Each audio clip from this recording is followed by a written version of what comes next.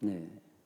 우리가 간략히 눈으로 볼 수는 없지만 스트레스가 이 분노의 원인이 된다. 그 반대로 미해결된 이 상처들로 인하여서 생각 자신은 알지 못하는 이 분노가 일어나는 이 장면을 이 영상을 통해서 보게 되었는데요. 여러분들은 분노하는 사람들을 보신 적이 있으시죠? 그리고 분노하고 있는 내 자신을 들여다 보신 적이 있으십니까? 일부분이지만 우리 분노가 일어날 때 사람들 하는 말이 있잖아요. 저도 몇 번은 들어봤는데 또 어떠한 말들이 있는지 아십니까?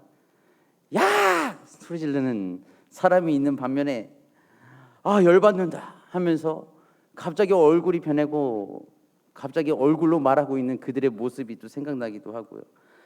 꼭지가 돈다라고도 이렇게 하고, 또한 일본 말이지만 야마돈다 하면서 막 성질내는 사람들을 이 가끔씩 이제 보기도 하고, 저도 화를 낼 때가 있는 것 같습니다.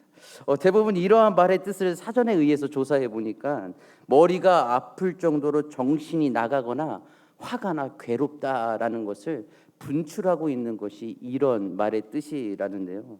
이 정신에 이상이 생긴 것처럼 말과 행동이 일반 사람과 다르게 된다라는 것을 표현하고 있는 것이 바로 이러한 단어라는 것입니다.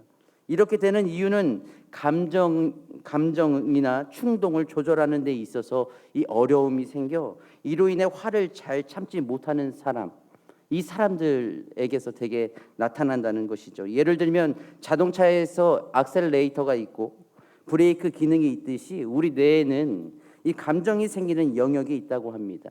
이 변형계라는 부분에서 감정이 발생하게 되고, 이 그런 감정 신호가 발생하면 그에 따라서 감정을 표현하거나 행동화하려고 하는데, 이 그런 행동이 적절한지 적절하지 않은지, 지금 그런 행동을 하면 될까 안 될까를 판단하는 영역을 주로 저 위에 있는 전두엽이라고 합니다. 이 전두엽에서 하는 일은 사고력을 주관하고 행동을 조절하고 판단, 감정 조절, 집중력 조절, 또한 기행 능력을 담당한다고 하는데요. 그래서 이 전두엽에서 봤을 때 이런 행동을 하면 안 되겠구나 하면서 억제하는 것을 담당하게 되는데, 특히 이 전두엽에서 이쪽 아래쪽에 있는 아나 전두엽이라고 하는 이 눈 바로 뒤에 있는 이 전두엽 부위가 그런 역할에 매우 중요한 일들을 하고 있다라고 알려져 있다고 합니다. 뭐 저의 말은 아니고요. 저희 강남 세브란스 병원의 한 석 의사님의 내용들을 가져왔는데, 이 아나전두엽은 충동을 억제하고 위험을 감지하는 역할을 한다라고 합니다. 이 그런 역할을 하는데, 만일 삶을 살아가다가 우리가 이 충동을 조절하지 못하고 많은 상처로 인해서 손상이 되게 되면 어떠한 일들이 발생하는가를 이제 확인할 때에 이 아나전두엽이 손상이 되면 비사회적 행동을 일으킨다고 합니다.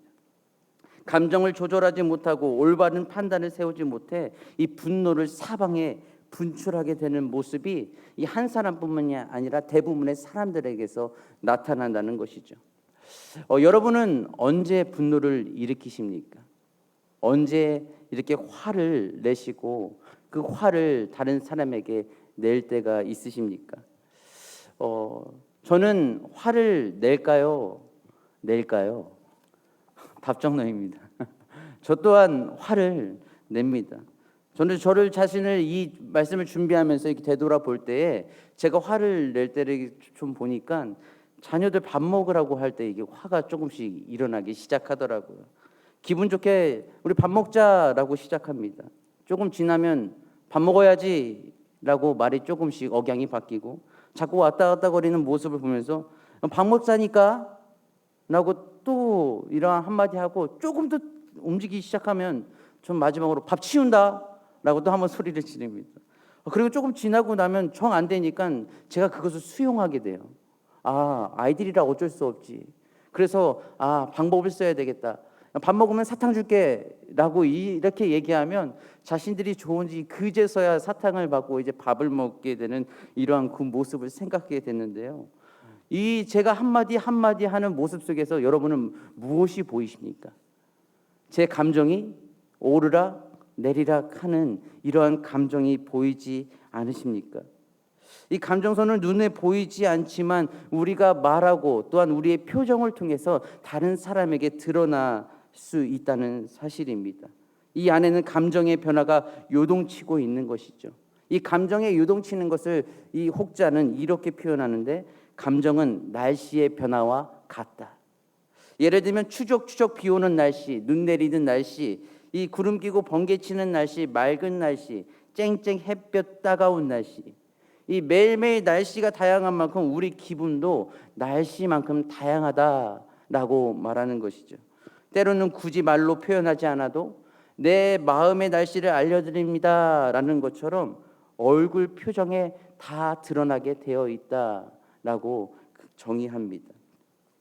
우리는 평상시에는 화를 조절할 수 있지만 화를 내지 않고는 이 스트레스를 조절하지 못하는 사람이 너무나도 많다고 하는데요. 이 스트레스가 쌓이고 쌓여 시한폭탄같이 욱하는 성질이 폭발할 가능성이 높은 상태에 있는 것이 대부분의 사람들의 모습 속에 갖춰져 있다고 합니다. 이에 대해 자료를 확인하다가 엘리자베스 키블러 로스라는 이 분을 알게 되었는데요. 이분은 스위스 출신의 미국의 정신과 의사이며 임종 연구 분야의 개척자이고, 또한 분노의 5단계, 또한 죽음의 5단계라는 이론을 처음으로 제시한 이 인물이었습니다. 이가 제시한 이 죽음의 5단계에서 분노를 정의하고 있는데, 그가 정의하는 분노는 이렇습니다. 자신 주변의 모든 것이 분노의 대상으로 변하게 된다. 이때는 감정 기복이 너무나도 심하게 나타난다고 합니다.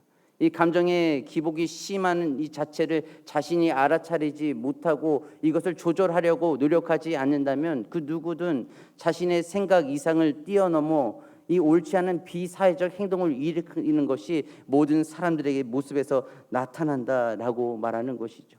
얼마 전에 담임 목사님께서 한 가지 영상을 보여주셨는데, 그 영상에서 말하는 이 내용이 무엇이었냐면, 과학적으로 발견되어졌다는 내용, 화를 내는 순간 우리 몸에는 독소가 만들어진다라는 영상이었죠.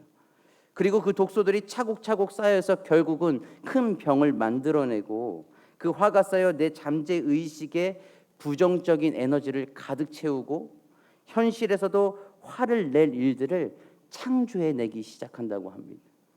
부정적인 이 에너지가 계속 쌓이면 나의 에너지를 주변에 계속해서 전하고 그것을 반복해서 창조해 나아가는 것이 이 부정적인 에너지인 스트레스라고 말하는 것이죠.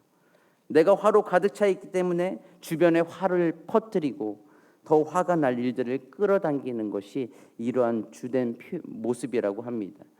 이 부정적인 에너지인 이 분노가 있는 상황에서 사람들로부터 자유롭고 사람들로 하여금 이 내 안에서 일어나는 감정들로부터 자유로우려면 어떻게 해야 할까? 이 분노를 주체하지 못하고 이 분노에 내어 맡겨버린 그 모습 속에서 나는 어떻게 이거를 조절할 수 있을까? 마음에 안 드는 사람들은 배척하고 나는 내가 가야 할 길만 가면 될까? 그렇게 하면 화에 더 취약하게 되는 것이 아닐까? 이 의학적으로 얘기하기를요, 이 분노하는 사람들의 있는 분노를 한번 끄집어내면 그것이 분노를 사라진다고 말하는 것이 이전의 정의였다고 하는데, 다시 이 정의를 되바뀐 내용이 무엇이냐? 이 분노를 한번 내어뱉을 때 그것을 해결되지 못하면 더 큰 분노로 그 사람을 이끌 수밖에 없게 된다라는 것이 이후에 나타난 정의였다고 합니다. 이러한 큰 분노를 일으킬 만한 위험에 치달을 수밖에 없는 상황에 있는 것이 바로 우리의 모습 또한 우리의 삶의 환경인데요. 이 욱하는 성질 죽이기라는 이 책을 보게 되었는데, 그 저자인 로널드 포터 F로는 이 행복하고 싶으면 이 분노를 조절하라고 말하고 있습니다. 이 책에서 저자는 분노에 대한 참신한 정의를 내립니다. 분노는 변신이다. 이에 대해 정의하기를 분노와 화는 함께 할 수밖에 없으며 화를 주체하지 못했을 때 바로 분노가 생긴다고 말합니다. 그 분노의 종류를 6가지 정도로 나누어 보고 있는데, 먼저는 첫 번째 돌발성 분노였습니다. 평소에는 아무렇지도 않다가 갑자기 무섭게 돌변해서 막 분노하는 모습. 갑자기 이성을 잃고 악을 쓰고 상대를 공격하는 게 이 돌발성 분노고, 두 번째 잠재적 분노는 즉각적으로 분노가 나타나는 것이 아니지만 차곡차곡 쌓여서 어느 날 폭발하는 것이죠. 이러한 사람들은 대체로 억울하고 불공평한 상황에 있다라는 것을 집착하는 편인데, 서서히 성격이 변하고 복수를 상상하고 계획적으로 공격을 준비한다고 합니다. 세 번째는 생존성 분노인데요. 내 존재 가치를 결정짓는 어떤 특정 부분의 위협이 가해졌을 때 이 분노를 하게 된다고 합니다. 네 번째는 체념성 분노. 내 마음대로 조절할 수 없는 상황에서 또는 아무 영향을 미칠 수 없는 상황에서 체념한 채로 분노하는 모습을 말합니다. 직장 때문에 너무 화가 나는데 또한 직장을 그만둘 수가 있어야지. 이러한 것이 이 체념적인 분노고, 또한 부모님 때문에 너무 화가 났는데 이 부모님을 바꿀 수 있어야지. 시부모님 포함이고요. 어떤 손을 쓰지 못하고 분노만 차곡차곡 쌓여지고 있는 것이 이 체념성 분노라고 말을 합니다. 이 다섯 번째, 여섯 번째는 말과 같이 수치심에 의한 분노, 버림받음에 의한 분노를 볼 수 있는데, 결국 이 여섯 가지를 종합해 보면 결국 무엇을 이야기하는 것입니까? 결론은 나를 지키고 싶은 거다. 이 분노를 표출하는 것은 나를 지키기 위해서 다른 사람들에게 표출하고 있는 것이다 라고 정의를 하고 있습니다. 내가 존중받고 싶은 거고 소속되고 싶은 거고, 이런 중요한 것들이 손상될 때 우리는 견딜 수 없는 감정을 느끼면서 폭발하게 되는 것이 바로 우리의 모습이다 라고 이렇게 정의하고 있습니다. 누구든 다 경험해 본 일이 아닐까요? 이 세계적인 연구 권위자인 이 하버드 의대 임상정신과 교수인 이 존 레이티 박사는 이 폭발적 분노에 대해 자신의 저서에서 말하기를, 평범한 사람들 중에서도 5명 중 1명이 이 통제 불가능한 분노를 경험한다고 말했습니다. 그렇다면 우리는 어떻게 이 분노가 일어났을 때 이곳에서 벗어날 수 있을까? 이 어떤 이 화들을 어떻게 해결할 수 있을까라는 것을 우리가 보게 되면, 말씀에서는 우리에게 제시하고 있지만 또 한 가지의 책에서 우리에게 좀 제시하는 한 가지가 무엇이 있었냐면, 감정적으로 받아들이지 않는 연습이라는 이 책에서 이 세 가지를 제시해 줍니다. 첫 번째는 감정에 휘둘리지 않는 사고법. 첫째, 무슨 일이 일어나든지 아무튼 일단이라는 것입니다. 아무튼 행동해보는 것이 좋다. 아무튼 밖으로 나가보고 아무튼 전화를 해보고 결과가 어떻든 아무튼 해보는 것이 우리가 스트레스 받는 것, 또한 감정에서 이 흔들리지 않는 것 가운데 한 가지 해소할 수 있는 방법이 아무튼 일단이다. 두 번째는 그것도 그러네. 저 사람도 그러네. 나만 그런 것이 아니라 대부분의 많은 사람들에게 특징, 많은 계획을 세워놓고 자신의 생각대로 이루어지지 않을 때에 이 많은 사람들이 분노를 하게 되는데, 감정에 휘둘리게 되는데, 어떠한 상황이 오든지 간에 그것도 그러네 라고 생각하면서 이 생각의 방편을 다른 길로 열어놓는다면은 이것도 하나의 해소, 이 화에서 벗어날 수 있는 방법이 될 수 있다라고 또한 제시합니다. 마지막엔 세 번째는 위시 사고를 기르면 된다. 그 사람 아니면 안 돼. 이렇게 행동하지 않으면 정말 실망할 거야. 이 극단적으로 생각하는 것을 이 슈드 사고라고 하는데요. 무조건 해야만 한다라는 것을 말하고 있는 것이죠. 이 슈드 사고가 강한 사람은 모든 것이 자신이 생각한 대로 완벽해야 한다고 합니다. 그리고 생각대로 되지 않으면 무조건 잘못된 것이라고 단정짓고 화를 내는 그러한 사람이 슈드 사고.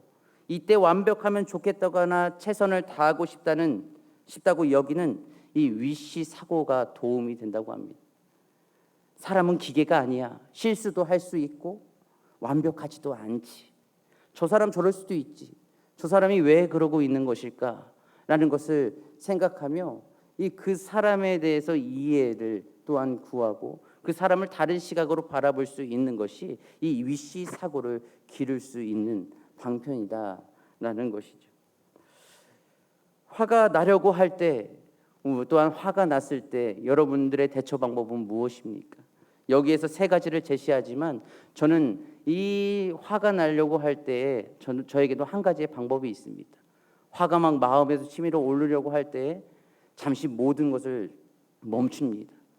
멈추고 1분을 생각합니다. 내가 이 화를 내고 났을 때 어떠한 일이 일어날까? 어떠한 상황들이 벌어져 마음을 상하게 하고 생각지 못한 일들이 일어날까? 1분 동안 생각을 하고 그 다음에 기도를 합니다. 하나님, 이 옳지 않은 이 마음의 화를 내가 이겨낼 수 있도록 믿음을 주시옵소서. 왜냐하면 나의 힘으로 이겨낼 수 없는 이러한 화와 분노를 하나님께 맡기기 위해서 기도를 드린 것이 저의 선택이었던 것이었습니다. 이것이 정말 효과가 있을까? 하나님께 맡기는 것이 정말 맡긴다고 해서 해결이 될까? 라는 이러한 질문을 주시는 분들도 있겠지만 이 하나님의 일하심 속에서는 반드시 이 기도를 통해 역사하신다는 것이 삶을 통해 나타난다는 것이죠. 이 부정적인 에너지인 이 분노가 있는 상황에서 사람들로부터 자유롭게 하기 위해서 내가 더욱 선택해야 될 것은, 믿는 사람들로부터 더욱 나타나야 될 것은 반드시 하나님께 내 마음을 맡기는 삶을 살아가야 된다라는 것입니다. 그렇기에 우리가 어느 때에 어떠한 상황에 이 분노나 화가 일어날지 모릅니다. 그렇지만 여러 가지의 방법을 말씀드리고 어떻게 화가 일어나는지, 어떻게 분노가 일어나는지 앞에서 말씀드린 바 여러 가지 다양한 방법들이 있지만 오늘 본문 말씀에서는 우리에게 이렇게 말씀하고 있습니다. 첫째로, 어떤 일이 있더라도 분을 내지 말라고 하지 않고 분을 내어도라고 말씀하고 있습니다. 경우에 따라서 분을 낼 수 있는 것이 바로 우리의 모습이라는 것입니다. 분을 안 낼 수는 없지만 분을 내어도 무엇을 짓지 말라? 죄를 짓지 말라고 말씀하고 있습니다. 그렇다면 어떻게 분을 내는 것이 죄를 짓는 것일까요? 어떻게 분을 내는 것이 죄를 짓는 것일까요?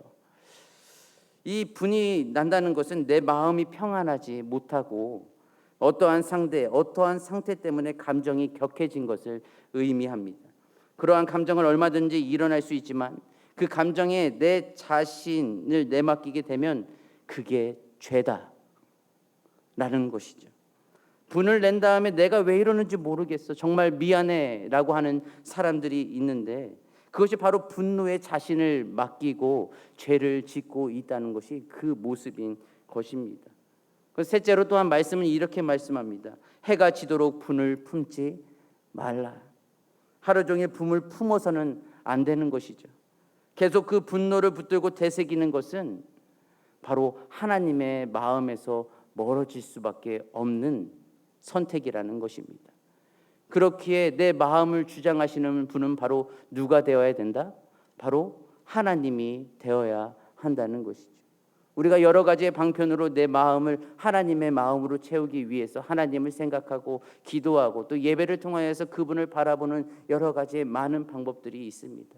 갖가지 방법들이 있음에도 불구하고 화가 났을 때에 이 선택을 하지 못하는 우리의 연약한 모습이 반드시 있을 터인데 그 모든 상황 가운데에서도 우리가 해야 될 것은 반드시 이 훈련이다. 이 모든 스트레스 가운데 분노가 폭발한다면 우리는 이것을 억누를 수 있는 한 가지는 할 수 있지만 이것을 우리의 마음대로 휘둘 수는 없다라는 것이 많은 사람들이 말하고 있는 이 정의인 것이죠. 그렇기에 이 마음은 오직 하나님께서 우리의 마음을 붙들어 주셔서 그분이 인도해 주시기를 또한 구하고 기도해야 되는 것이 바로 우리 선택이 되어야 된다는 사실입니다. 그렇게 해야 되는 이유는 무엇이냐? 마귀에게 틈을 주지 않기 위해서라는 것이죠. 마귀에게 틈을 주는 순간 마귀는 우리의 감정을 붙들고 하나님께서 개입하지 못하도록 우리의 마음을 붙들어 버립니다. 작고 작은 일에도 더욱 많은 분노를 일으키게 하고 죄를 짓게 하는 것이 바로 이 마귀가 원하는 우리의 모습인 것이죠.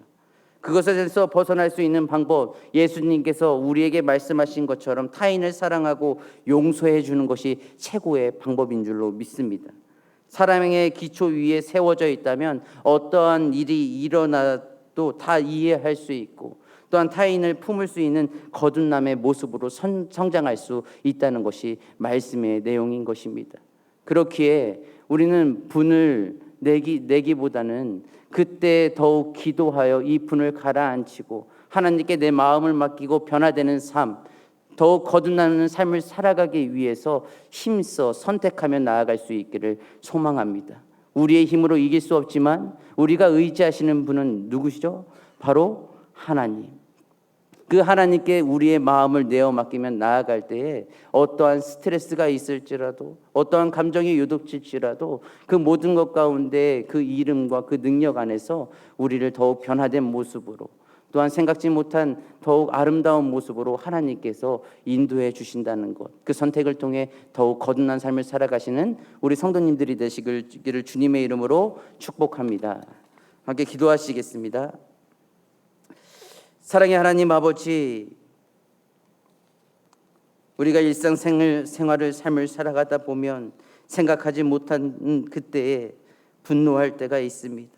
아버지, 모든 그러한 상황 속에서 더욱 하나님의 말씀을 생각하고 의지하게 하여 주시옵시고 다른 사람을 용서하고 다른 사람을 이해하며 오직 주님께서 가르쳐 주신 그 사랑 위에 모든 사람을 대하며 나아갈 수 있는 변화된 모습이 바로 우리의 모습이 될 수 있도록 인도하시고 역사하여 주시옵소서.